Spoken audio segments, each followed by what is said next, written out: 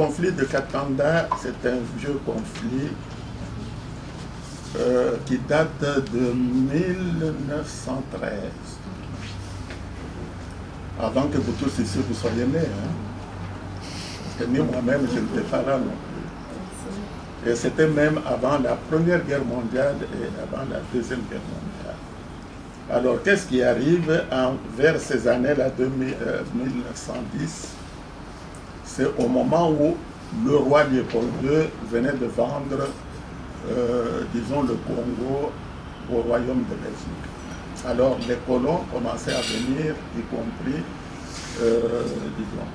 Alors, dans ce territoire, en particulier le territoire de Katanga, à l'époque, le chef-lieu de la province, c'était Kabinda. Alors, les premiers, comment je dirais, administrateurs, disons, coloniales, avaient leur siège à Kabinda. Et c'est à partir de Kabinda qu'ils se déplaçaient dans tous les villages pour prendre contact avec les chefs coutumiers, avec, donc, disons, imposer, si vous voulez, l'administration aux personnes de cette époque. Alors, avant de... Les groupements qui sont concernés, ce sont les Benachimba, Benakapuya et Benamwembia. Alors, avant d'atteindre, lorsque vous venez de Kabinda, avant d'atteindre Kapuya et Mwembia, vous passez par les Benachimba. Alors, ce monsieur, évidemment, il s'arrêtait dans le chef-lieu, ou plutôt dans le village de nos frères là-bas.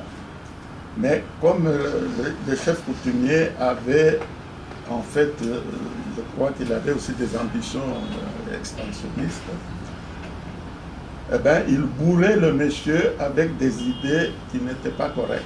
Par exemple, en disant, bon, vous savez, les voisins là-bas, ce sont des gens qui ne sont pas bien, ils n'obéissent pas. Et puis si vous allez là-bas, vous allez voir, ils ne vont pas obéir à ce que vous dites, etc. Ce genre de choses de manière générale. De manière que quand le monsieur, un jour, avec des militaires, arrivait chez le groupement de Benakapuya, eh bien, directement, au lieu de voir un peu l'accueil, comment il a été organisé, parce qu'il avait demandé qu'on mette de l'eau, qu'on fasse ceci, cela, ils avaient répondu à tout cela. Mais lui, il avait en tête ce qu'on lui avait mis en tête par l'autre.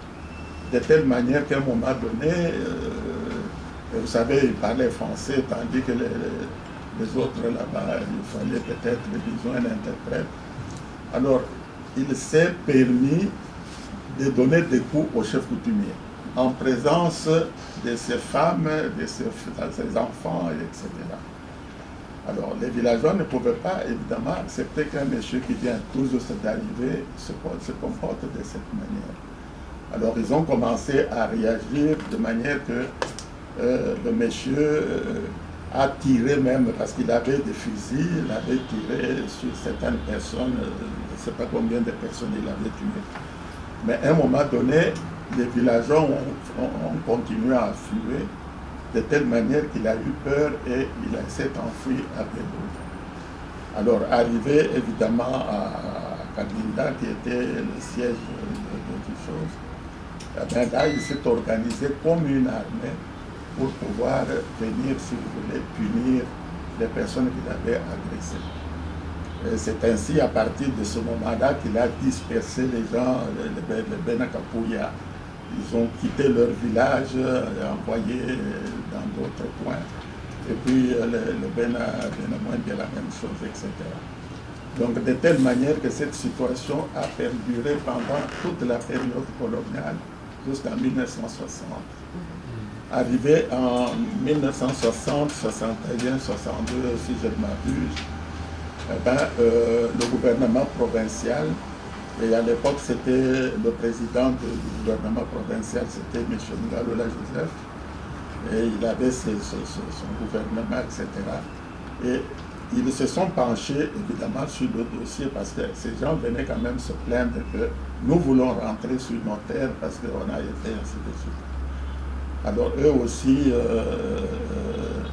ils ont créé, si vous voulez, une sorte de, comment est-ce que je dirais là, une commission qui a examiné les choses, etc. Et puis à la fin, avec l'avis qu'ils avaient récolté, ils ont demandé aux Benakapouyandais d'entrer dans leur village et les autres également la même chose. De telle manière qu'à un moment donné, chacun, ou plutôt chaque groupement était dans cette terre d'origine. Alors qu'est-ce qui arrive maintenant? C'est que à chaque occasion, je peux vous dire quelle certaine date, par exemple au mois d'août 86, eh ben, en 86, il y a eu encore un monsieur, toujours de mon frère là-bas, qui a créé encore des problèmes.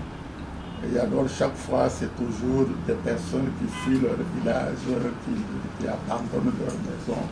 Et il y a des tueries à gauche, à droite, etc. Et alors, en 86, c'était l'Assemblée d'intervention de la commission d'enquête de l'Assemblée nationale qui s'est penchée sur l'Assemblée nationale, c'est-à-dire les gens qui ont quitté Kinshasa pour aller là-bas et examiner la problème, etc. Ensuite, il y a eu encore un événement en octobre 91, donc 5 ans après.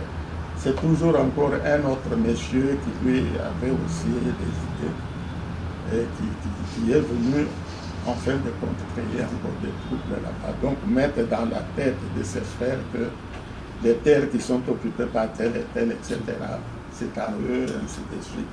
Donc ça, c'était en 81 et 91. Alors là, il y a eu l'intervention de la commission d'enquête de la conférence nationale, parce que c'était la période de la conférence nationale.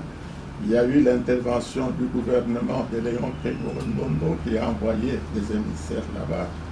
Il y a eu l'intervention du gouvernement provincial du Kasaï-Oriental. Alors tous ces gens-là sont allés là pour savoir qu'est-ce qui se passe, etc., etc. Et la paix était revenue, mais après des dégâts importants. Donc ça, c'était en 91. En 2007, encore une fois, la même chose. Et cette fois-là, c'est l'intervention de la commission parlementaire provinciale qui est l'enquête. Oui, c'était l'enquête provinciale. Et la toute dernière chose, c'était en 2020, donc il y a quelques années. Donc c'est toujours la même chose. Les gens restent tranquilles pendant un temps.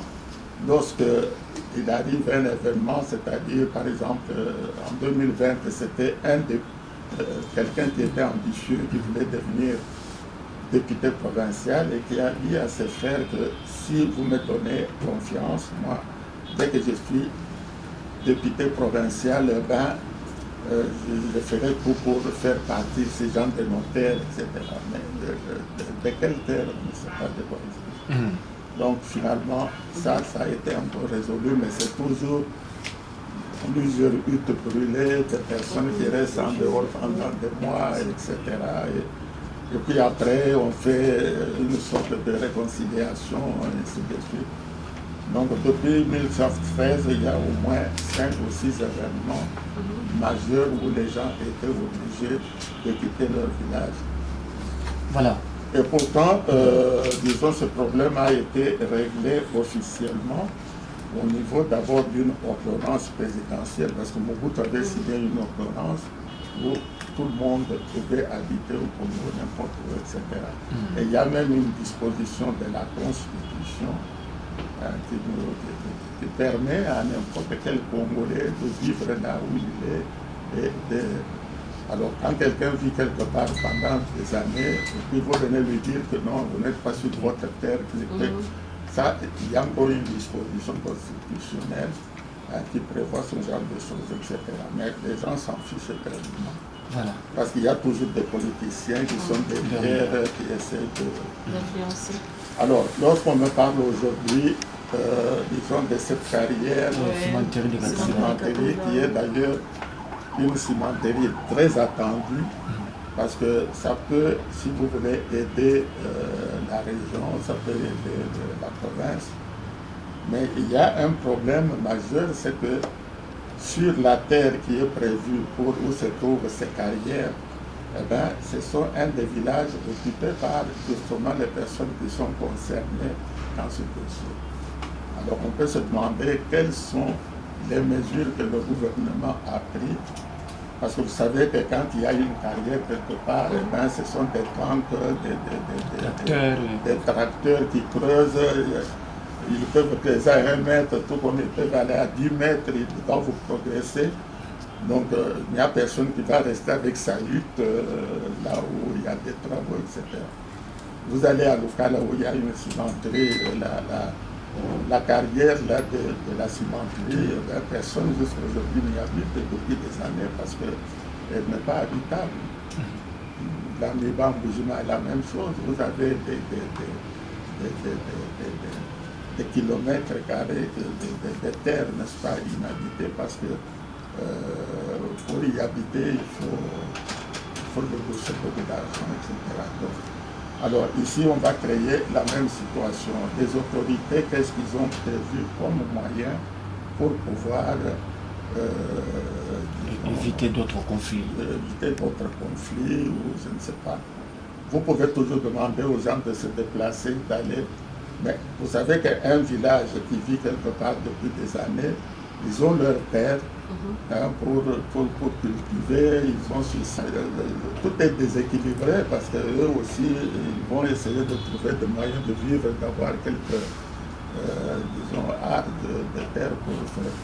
Alors tout ça, ce sont des problèmes sociaux qu'il faut essayer de voir de quelle manière on peut les résoudre. Merci beaucoup, Président. En tant que compatriote, la première chose, c'est d'encourager le président dans les actions et dans les programmes qu'il a déjà entrepris. Évidemment, nous sommes des êtres humains, il n'y a pas de perfection dans ce que nous faisons, mais il y a toujours moyen d'améliorer pour atteindre, si vous voulez, vous voyez le social de la population, par exemple. Bon, le social de la population, parce que l'UDPS, qui est notre parti, c'est l'Union pour la démocratie et le progrès social. Mais le progrès social ne peut pas venir de nulle part. Il faut le créer, puis les choses. Alors, donner du travail aux gens, de tous ces jeunes qui sont à gauche, à droite, et puis mettre de l'ordre, parce qu'on parle beaucoup plus de l'ordre, parce que c'est l'homme qui est au centre de l'action. Alors, lorsque le choix des gens qui doivent gérer les dossiers, des gens qui doivent gérer les autres, les gens qui doivent... Ça doit être quand même des personnes bien sélectionnées, etc., de manière qu'on puisse atteindre les objectifs. Lorsque j'ai vu le dernier projet où le président américain est venu pour le projet de l'Obito. On doit construire un chemin de fer très moderne à partir de Kolwezi jusqu'à l'Obito, etc. Tout ça, c'est très beau. Mais ça va servir beaucoup plus quel pays? Est-ce que l'Angola ou le Congo? Parce que chez vous, on vient tout juste pour ramasser ce que vous avez en main. On l'amène là-bas pour l'expédier. Mais vous mettez combien de personnes au travail? Je me rappelle que notre chemin de fer qui va de Kolwezi jusqu'à Kamina, de Kamina Mwenedi, tout Kananga, et puis jusqu'à là où il y a l'eau, là, c'est où ça? À Ilebo. À partir de Ilebo, le bateau, à partir de bateau, eh bien, Kinshasa, et Kinshasa, ça continue jusqu'à Matadi-Bom, etc. Donc ça, c'est la voie nationale. Du temps de Mobutu, eh bien, tout le cuivre, tous les cobaltes, tout ce qu'on produisait au Katanga, eh bien, ça venait par... Et vous pouvez vous imaginer le nombre de personnes qui avaient de l'emploi, parce que le chemin de fer, évidemment, employait des gens dans tous les... ça ne pouvait pas être moins de 10 000, entre 10 000 et 20 000 personnes. Mais aujourd'hui, pourquoi ne pas faire un effort pour réhabiliter? Bien sûr, c'est très long, c'est peu, etc.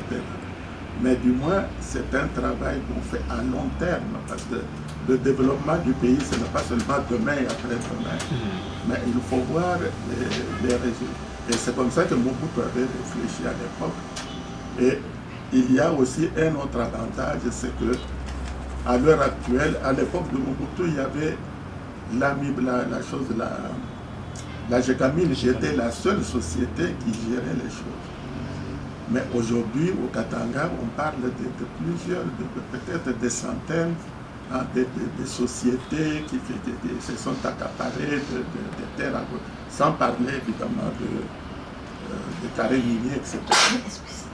Alors tout cela, ça pose un problème de gestion pour que si on a une voie sur laquelle vous avez le contrôle et qui est nationale et qui peut permettre à beaucoup de Congolais de trouver du travail qui est moderne, alors on peut amener, si vous voulez, tout ce qu'on peut produire au Katanga, même ce qu'on produit au Kassai, enfin des provinces qui sont traversées, de suivre ce chemin de fer. Alors, dans tous les...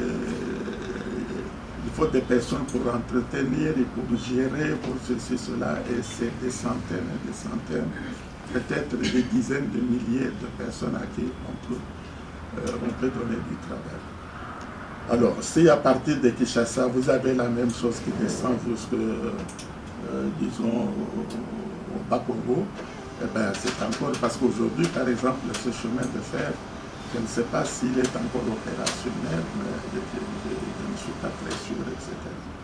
Donc, de telle manière que ce chemin de fer, si on peut le mettre. Et puis, il y a également nos sociétés d'État, comme la SNEL, l'ONATRA, des choses, Air Congo vient de voir le jour, etc. Donc, ce sont toutes ces sociétés de l'État qui donnaient beaucoup d'emplois à nos compatriotes. Alors, comme ils sont devenus pratiquement comme des cadavres, etc., un cadavre ne peut pas savoir qu'il est en train de se décomposer. Donc, il y a moyen, évidemment, de réfléchir à beaucoup de choses. Évidemment, ce n'est pas des choses qui demandent un résultat immédiat, etc. Et puis même les belles routes qu'on construit, les beaux hôpitaux, les belles écoles, etc. Encore une fois, il faut mettre l'homme congolais au centre de ces actions, parce que ces bâtiments doivent être entretenus. Dans les hôpitaux, il faut des personnes très compétentes qui savent gérer les machines. Et puis ensuite, il faut adapter le prix, disons, de ces hôpitaux aux personnes, évidemment, les qualités.